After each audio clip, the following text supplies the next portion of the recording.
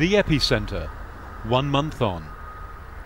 The explosions leveled part of Tianjin port, incinerating vehicles, buildings, shipping containers and people. Smoke was again rising over the disaster zone on Thursday afternoon. Another unexplained explosion. Nearby we found specialists testing the air quality. Is the air safe today? They left as soon as we started asking questions, saying they had no information about the latest explosion.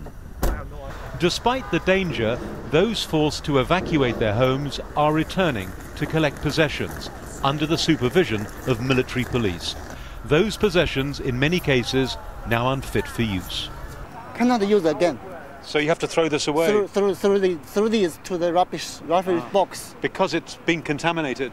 Yes, be contaminated. Emotions are still raw. I feel so sad. My mother's still in the hospital. If my tears could solve all my problems, I would cry for a year. Binhai New Area had been a thriving economic zone. This was the exhibition center, now a showcase for China's worst industrial accident. No one knows for sure, of course, how long the clean-up operation will go on for, but it's fair to assume it could last for months, if not years. The air here at the epicenter has a sort of sweet, metallic chemical taste, and people nearby say they don't know whether the air, even outside of the exclusion zone, is safe to breathe right now.